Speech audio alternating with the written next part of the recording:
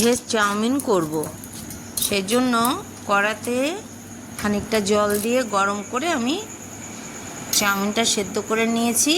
সেদ্ধ করে একটু তেল মিশিয়ে নেব যাতে চাউমিনগুলো লেগে না যায়। তারপরে কড়াতে তেল দিয়ে আমি ডিমের ভুজিয়াটা করে নেব। ডিমটা ভেঙে যদি বেশ খানিকক্ষণ ফেটিয়ে নেওয়া যায় তাহলে ভুজিয়াটা হালকা হয়। আমি ডিমের ভুজিয়াটা করে নিচ্ছি।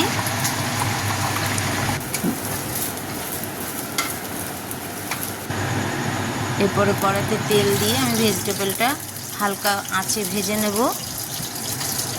মিডিয়াম আঁচে দিয়ে গাজর আর ক্যাপসিকাম হালকা করে ভেজে নেব। একটু লবণ দিয়ে দিয়েছি। এরপরে পেঁয়াজ দিয়ে দেব। পেঁয়াজ দিয়ে আরেকটু লবণ দেব, দিয়ে মিডিয়াম আঁচে সবগুলো সুন্দর করে হালকা করে ভেজে নেব। ভাজা হয়ে গেলে অল্প কয়েক টুকরো কাঁচা লঙ্কা কুচিয়ে দেব।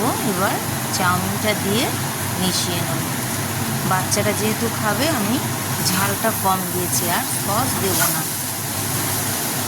যেহেতু আমি সস দিইনি, চাউমিনটা সেদ্ধ করার সময় এক চিমটি একটুখানি হলুদ দিয়ে দিয়েছিলাম যাতে একটু কালার আসে। এবার আমি ভুজিয়াটা মিশিয়ে নিচ্ছি। চাউমিন করা আমার প্রায় শেষ হয়ে এসেছে। ভালো করে মিশিয়ে নেব ভুজিয়া। চাউমিন আমার কমপ্লিট।